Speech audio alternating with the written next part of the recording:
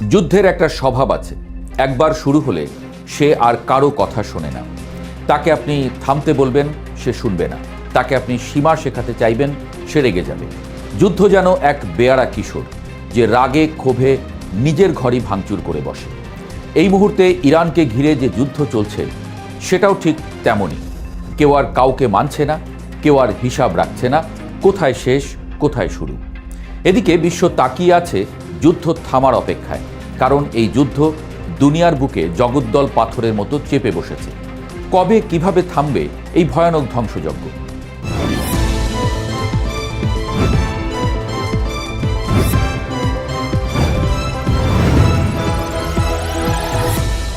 ধ্বংস এখন আর কোনো খবর নয়, বরং নিয়ম। একের পর এক গুরুত্বপূর্ণ স্থানে হামলা হচ্ছে। হাসপাতাল, বিশ্ববিদ্যালয়, তেলের খনি, যে জায়গাগুলোতে জীবন বাঁচে, জ্ঞান জন্ম নেয়, অর্থনীতি দাঁড়িয়ে থাকে, সেগুলোই এখন নিশানা। যুদ্ধ যেন বলছে, তোমাদের সভ্যতা সেটা আমি মানি না। আর এখন সেই ধ্বংসের রেখা এসে ঠেকেছে সেতুতে। যে সেতু মানুষকে এক প্রান্ত থেকে আর এক প্রান্তে নিয়ে যায়, সেই সেতুই ভেঙে দিয়ে যুদ্ধ যেন বলছে সংযোগ সেটাও থাকবে না। এই যুদ্ধের সবচেয়ে অদ্ভুত দিক হলো, এখানে কেউ পিছু হটতে রাজি নয়। ইরান নিজের জায়গায় অটল, ইসরায়েল নিজের আঘাত থামাচ্ছে না। আর আমেরিকা, বিশেষ করে ডোনাল্ড ট্রাম্প, তিনি যেন পুরো খেলাটাকে এক অন্য স্তরে নিয়ে গেছেন। ছেলেবেলার একটা দৃশ্য মনে পড়ে। বন্ধুদের সঙ্গে খেলতে গিয়ে ঝগড়া লাগলে শেষে যখন আর জেতা যায় না, তখন কেউ কেউ হঠাৎ মুখ বাঁকিয়ে একটা ভেঙচি কেটে চলে যেত, যেন বলছে আমি হারিনি, আমি নিজেই যাচ্ছি। ট্রাম্পের সাম্প্রতিক আচরণটা ঠিক তেমনই। কূটনীতি যখন তাকে সুবিধা দিতে পারছে না, আলোচনা যখন তার শর্তে হচ্ছে না, তখন তিনি যেন রাগে ক্ষোভে পুরো বোর্ডটাই উল্টে দিতে চাইছেন। ইস্টার সানডে খ্রিস্টানদের সবচেয়ে পবিত্র দিনগুলোর একটি। এই দিনে সাধারণত মানুষ প্রার্থনা করে, ক্ষমা চায়, শান্তির কথা বলে। কিন্তু সেই দিনেই ট্রাম্প এমন ভাষায় পোস্ট করলেন, যা শুধু অশালীনই নয়, বরং বিপজ্জনক। তিনি সরাসরি হুমকি দিলেন, ইরানের বিদ্যুৎ কেন্দ্র, সেতু সব ধ্বংস করে দেওয়া হবে। কথার মধ্যে ছিল রাগ, হতাশা আর এক ধরনের অস্থিরতা। এই অস্থিরতা নতুন নয়, কিন্তু এবার সেটা যেন আরও নগ্নভাবে সামনে এসেছে। যুদ্ধের ময়দানে এর প্রতিফলনও স্পষ্ট। ইরানের ভেতরে হামলার মাত্রা বেড়েই চলেছে। তেহরানের শরীফ প্রযুক্তি বিশ্ববিদ্যালয়, যেখানে ভবিষ্যতের বিজ্ঞানীরা পড়াশোনা করে, সেখানেও হামলা হয়েছে। গ্যাস স্টেশন, আইটি সেন্টার, এমনকি মসজিদও রেহাই পায়নি। হাসপাতালগুলোতে হামলা হয়েছে, যেখানে মানুষ জীবন বাঁচানোর জন্য ছুটে আসে, সেখানে এখন মৃত্যু অপেক্ষা করে। সংখ্যাটা ভয়াবহ। ইতোমধ্যেই প্রায় 8,000 মানুষের প্রাণ গেছে। কিন্তু এই সংখ্যা শুধু একটা সংখ্যা নয়, এর পেছনে আছে হাজার হাজার গল্প। কারো বাবা নেই, কারো সন্তান নেই, কারো ঘর নেই। যুদ্ধ এই গল্পগুলো শোনে না, সে শুধু এগিয়ে চলে। অন্যদিকে ইসরায়েলও থেমে নেই। তেল আবিব, জেরুজালেম, এলিয়াত, সব জায়গায় বিস্ফোরণের শব্দ। আকাশে ক্ষেপণাস্ত্র, ড্রোন, মনে হয় যেন পুরো আকাশটাই যুদ্ধক্ষেত্র হয়ে গেছে। ইরান, লেবানন, ইয়েমেন সমন্বিত হামলার খবর আসছে। যুদ্ধ এখন আর দুই দেশের মধ্যে নেই, এটা ছড়িয়ে পড়ছে, বড় হচ্ছে, জটিল হচ্ছে। এই জটিলতার মধ্যেই একটা ঘটনা বিশেষভাবে গুরুত্বপূর্ণ।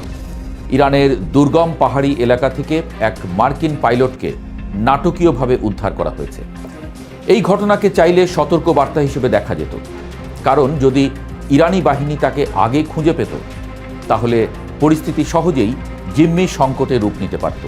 ইতিহাসে এমন ঘটনা আছে যা এক একটা সরকারের পতন পর্যন্ত ডেকে এনেছে। কিন্তু ট্রাম্প এই ঘটনাকে সতর্কতা হিসেবে দেখলেন না, বরং মনে হলো তিনি আরও সাহসী, যা বলা ভালো, আরও বেপরোয়া। তিনি হয়তো মনে করেন চাপ বাড়ালে ইরান শেষ পর্যন্ত নতি স্বীকার করবে। হয়তো ইতিহাসের কিছু উদাহরণ তাকে এই বিশ্বাস দিয়েছে। কিন্তু সমস্যা হলো, এই যুদ্ধটা শুধু শক্তির লড়াই নয়, এটা ধৈর্যেরও লড়াই। ইরান জানেও তাদের জিততে হবে না, শুধু টিকে থাকতে হবে। আর যুদ্ধ যত দীর্ঘ হয়, ঝুঁকিও তত বাড়ে। এই ঝুঁকির একটা বড় অংশ জড়িয়ে আছে হরমুজ প্রণালীর সঙ্গে। বিশ্বের একটি গুরুত্বপূর্ণ তেল পরিবহন পথ। ইরান বুঝে গেছে এটা তাদের সবচেয়ে বড় অস্ত্র, আর ট্রাম্প এটাকে খুলে দিতে চান যে কোনো মূল্যে। কিন্তু প্রশ্ন হলো, খুলে দিলেই কি শেষ?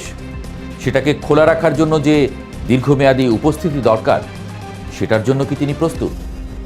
ইউরোপীয় দেশগুলো ইতোমধ্যেই ক্ষুব্ধ। তারা বলছে তাদের সঙ্গে আলোচনা না করেই যুদ্ধ শুরু করা হয়েছে, অথচ এখন তাদের সহযোগিতা চাওয়া হচ্ছে। এমনকি প্যারিসে যে বৈঠক হলো সেখানে যুক্তরাষ্ট্রকে আমন্ত্রণই জানানো হয়নি। এটা কূটনৈতিক ভাষায় এক ধরনের বার্তা, আমরা তোমার এই পাগলামোর খেলায় নেই। এমনকি চীনও খুব আগ্রহ দেখাচ্ছে না, যদিও এই পথ দিয়েই তাদের বিপুল তেল আসে। অর্থাৎ ট্রাম্প যে আন্তর্জাতিক জোটের কথা ভাবছেন সেটা বাস্তবে তত সহজ নয়। এর মধ্যে আবার নতুন নতুন হুমকি, তেল দখল করা হবে, দ্বীপ দখল করা হবে, পারমাণবিক স্থাপনা থেকে ইউরেনিয়াম জব্দ করা হবে। কথাগুলো শুনতে যত সহজ, বাস্তবে ততটাই কঠিন। কারণ শত্রুর ভূখণ্ডে যুদ্ধ মানেই অনিশ্চয়তা, যন্ত্রপাতি বিকল হতে পারে, বিমান ভূপাতিত হতে পারে, সৈন্য নিহত হতে পারে। ইতোমধ্যেই কয়েকটি মার্কিন বিমান হারানোর খবর এসেছে। কিছু ভূপাতিত হয়েছে, কিছু উদ্ধার অভিযানে ধ্বংস করতে হয়েছে। এগুলো শুধু সামরিক ক্ষতি নয়, এগুলো প্রতীক, যুদ্ধের অনিশ্চয়তার প্রতীক। সবচেয়ে বড় প্রশ্ন হলো, এই যুদ্ধ কোথায় গিয়ে থামবে? এই মুহূর্তে তার কোনো উত্তর নেই, কারণ কেউ থামতে চাইছে না। ট্রাম্প ভাবছেন চাপ বাড়ালে সব মিটে যাবে, ইরান ভাবছে টিকে থাকলেই তারা জিতবে, ইসরায়েল ভাবছে নিরাপত্তা নিশ্চিত না হওয়া পর্যন্ত তারা থামবে না। আর এই তিন চিন্তার মাঝে আটকে গেছে পুরো বিশ্ব। যুদ্ধ যেন একটা আগুন, যেটা শুরুতে ছোট ছিল কিন্তু এখন তা ছড়িয়ে পড়ছে চারিদিকে। কেউ পানি ঢালছে না, বরং সবাই নিজের মতো করে তেল ঢালছে। ফলে আগুন শুধু বাড়ছে আর তার তাপে পুড়ছে মানুষ, শহর, ভবিষ্যৎ। শেষ পর্যন্ত হয়তো কোনো একদিন এই যুদ্ধ থামবে। সব যুদ্ধই একসময় থামে, কিন্তু প্রশ্ন হলো তার আগে কত কিছু ভাঙবে, কত জীবন যাবে, কত শহর ধ্বংস হবে। এই মুহূর্তে দাঁড়িয়ে মনে হচ্ছে যুদ্ধ আর কোনো নিয়ম মানছে না। আর যখন যুদ্ধ নিয়ম মানে না, তখন সে শুধু ধ্বংসই ডেকে আনে। আর সেই ধ্বংসের মাঝখানে দাঁড়িয়ে মানুষ শুধু একটাই প্রশ্ন করে, এই যুদ্ধ কি সত্যিই দরকার ছিল?